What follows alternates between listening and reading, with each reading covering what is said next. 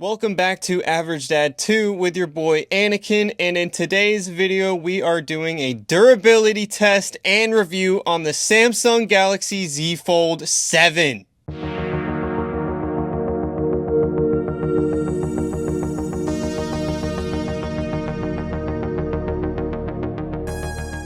Alright, I'm sure you guys have seen what the box looks like. Here's these little pull tabs. Woo! Whoa, whoa, whoa! Yo, that color looks pretty good. Actually, I agree with Average Dad about that. That color looks really nice in person. In video, you can't actually pick up the purple it has. It looks really cool, though. And yeah, man, that thing is... it's really thin. Oh my gosh. It's thinner. I mean, yeah, it is technically thinner than the Oppo Find N5, but you can see it. So yeah, look at that camera bump. Those cameras must be good, right? You get a 200 megapixel main sensor, which is great, right? That's great. But then you get a 12 megapixel ultra wide and a 10 megapixel telephoto at 3x optical. So I know megapixels isn't everything, but you know, we'll see, because I'm bringing this phone to a Creed concert here in just a few hours. So we're gonna do some good camera tests there. Okay, there's your SIM ejection tool and of course the charger wire with some paperwork. Samsung is charging you guys $2,000 in the US for this thing. All right, let's peel these off. All right, and now let's peel that one off. Okay, there's your first look at that crease when it hasn't been folded yet. Looks pretty good actually. So, microphone, Type-C, speaker, another microphone, nothing on that side. There's your other speaker. There's your SIM card tray, there's another microphone, and another microphone? Along with another microphone right there. There's your flash, here's your cameras, and I assume the plastic spacer in between right there is something like an antenna. And then there's your volume rockers, power button, and yeah, all right. Let's turn this thing on and see what it does. Okay. Nice colors. I like the colors. Okay, one thing I've already noticed about this phone, that fingerprint scanner is really flush to the phone itself. So it makes it kind of hard to find. Like if you're just walking and you're like trying to find the power button, you'll get used to it over a certain amount of time, sure. But it's a little too flush for me. I like it sticking out of the phone a little bit, like the volume rocker right next to it is. And it might be so you don't confuse them because they're both on the same side, but I don't know, it's just my thing. Also, let's see how fast that fingerprint scanner is. Huh. Yeah, that's about as fast as it gets. Pretty nice. Okay, so yeah, here is One UI 8, and what does that entail? Man, that means smooth animations I've noticed so far. Look at this. Pretty smooth animations when you go into an app. Let's go into like settings. Boom. Pretty smooth animations in my opinion. You can see my interests here. Here's the Google Play Store. Nice and clean looking. I like Android 16 so far. And man, that crease so far, you know, it looks great, but I haven't folded it yet. So let's see. Let's see what happens. This is the first fold, and that, hey, I'm gonna be honest here. That hinge is actually really nice. I like that. And dang, very thin when it's folded, and that I will give them props. They made it nice and thin while maintaining the same battery size as the Z Fold 6, which is cool and all, but you know what they could have done with silicon carbon. We all know that, okay? We all know that. 4,400 milliamp hours. It's not the best, guys, especially with 25-watt charging. Come on, that should be improved, but you know, it hasn't been improved for years. And then of course, it's got 15-watt wireless charging. Like, come on, this is like 10-year-old charging speeds. Yeah, that thing sounds pretty nice. You know, let's do it again. That was a really hard one. That's about as hard as you should ever do it, and still intact. Okay, man, how is that crease after folding it a few times? Man, let's see. Yeah, not too bad. And it'll get worse. It'll get about 2 weeks at its worst, but looking good so far. So one thing I did notice is the screen is a little down. You can see that, right? The screen and you got the metal bezels around actually lifted. That might be something for protection. You can see how the metal is coming up. It's a little raised on the edges, so the screen is kind of protected maybe? Now, One UI 8 is possibly the best Android skin in the world right now, and I've heard a lot of good things about it from Average Dad. Now, we finally get a decently thin foldable phone from Samsung with potentially the best operating system. All right, it's time to see if I'm gonna break this thing or not. They're charging $2,000 for basically less of a phone than last year. I know it's not the hardest surface.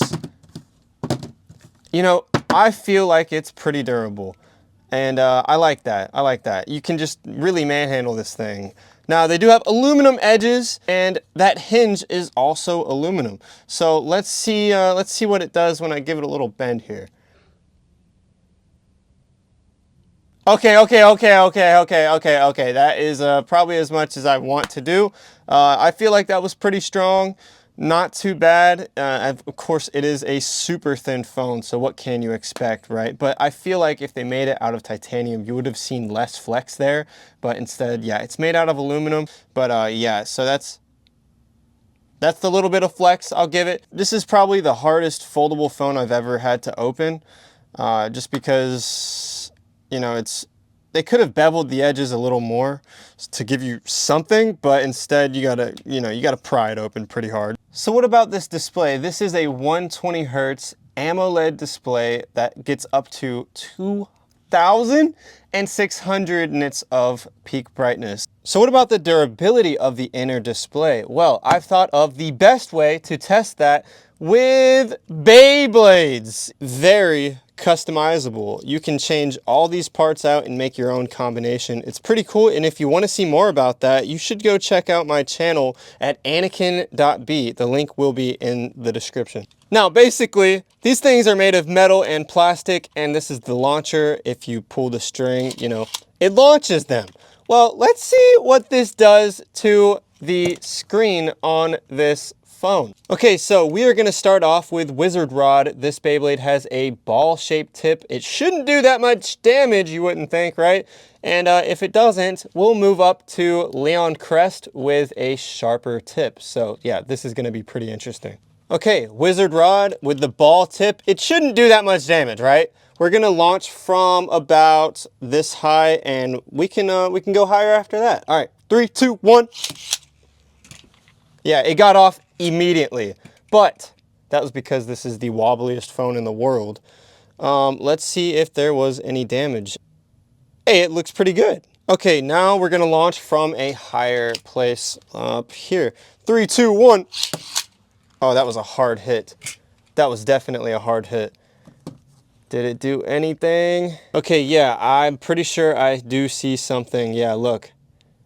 Right there. It's kind of hard to notice, but it did damage the screen protector. Now, what about the screen itself? Well, the screen is fully intact, and yeah, okay, cool. Let's move up to a more pointed Beyblade tip. This is Leon Crest. This isn't gonna end that good. Okay, 3, 2, 1. Oh my gosh. That was such a hard hit. No way. So you can see the scratches that it just put on that screen protector right there, but any permanent indentions I'm not seeing. We know it survived the Beyblades, but what about what's on you all day, every day? And by on you, I mean literally attached to you. Fingernails. What would your fingernail do to a display like this? Let's just see. I'm gonna go ahead and push my fingernail into the display, and we're gonna see if I damage it in any way. Okay, here we go. I'm just gonna do a short line like that, and yeah, it did do some damage. Some permanent damage. Yeah. Nothing crazy, but just to show it's definitely possible to permanently damage your display, literally by your fingernail. But I will say that was a lot harder to push than the older Z Folds, so maybe they've improved. I just want to see this back glass. Can it be permanently scratched by a Beyblade? I'm just going to do one line. Ooh. Looking good. Okay. All right, so there's our mark. Does that wipe away?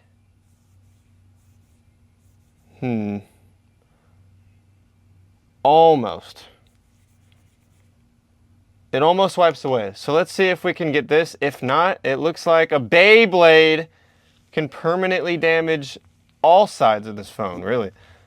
And yeah, looks like that is a permanent scratch. Now, what about this side? I'm sure, well, it actually feels like it's making a mark. No. Actually, it looks fine. Be careful. Don't put your Beyblades near your Samsung Galaxy Z Fold 7s. With, of course, a vegan leather option, you wouldn't really have that issue, or would you? I'm not trying it on this one. So if you get this phone, you're definitely going to be opening and closing this thing. So how fast and hard can you close this phone? All right, that was pretty hard. That was pretty hard. Sounded good, but pretty hard. What about that? Yeah, it's holding up pretty good. Nice. And yeah, everything still works. Nice. Now, they say it's waterproof. I have water in this Beyblade Stadium. Let's see if it's really waterproof. Yeah, I've never done this to a foldable phone yet. Let's do a little flex there to bend that phone and get some water in there. Dang! No glitches yet. What about this side? Oh, the blue looks so good with the water going over it. Yeah, man. Oh, it's in the maps. We're looking at Washington, apparently. Yeah, works pretty good. And it works good with water on the screen. That's pretty different. Yeah, nice. I guess it withstands water. Man, look how thin the Z Fold 7 is. And of course it'll be thinner than the Trifold because the Trifold adds a whole nother layer on top. But still, man, that is super thin, and I guess you can see it right there. Not a big difference, but it's definitely thinner. So how good are these cameras? Let's take it to the Creed concert and compare it with my daily phone, which is the Huawei Mate XT. This Huawei Mate XT has a 12 megapixel 5.5x periscope zoom lens with another 12 megapixel ultra wide, and of course your 50 megapixel main shooter. So there's the specs. Let's see how they stack up at the Creed concert.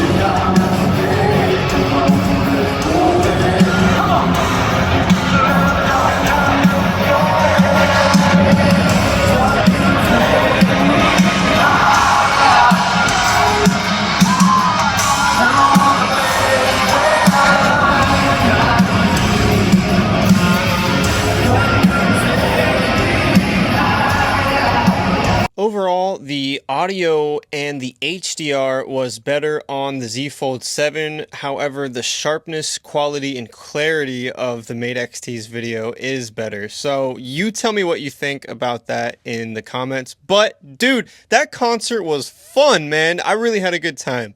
Anyway, here's a 1x shot. Here is a 3x shot. And here is a 30x shot zoomed all the way in. So with all the camera stuff out of the way, I did want to point out another thing I noticed with this phone here. It's very sharp. The corners are very sharp. When I was bringing this out to the Creed concert, I really noticed that thing was pushing in my hand, like not really good. And if you want to switch it, it's possibly even sharper on that other side there. So you know, Samsung likes their boxy looking design. It looks cool. If you can learn to get over it, you'll probably still like the phone. And upon further inspection, I did want to point out some flaw I see here. The bezel on the top side is further away from the hinge than the bezel on the bottom side. Can you see that? Hey, it's nothing crazy, but that could have been placed better, I guess, for $2,400, which is what I paid. Shout out to Average Dad himself. I appreciate the opportunity to come on and do some more videos for him. So, hey, if you guys liked the video, make sure you like the video. And if you want, go ahead and subscribe to my channel at anakin.b. That's where I do a lot of this. And it's pretty funny. But hey, guys, thank you so much for watching, and I'll see you in the next one.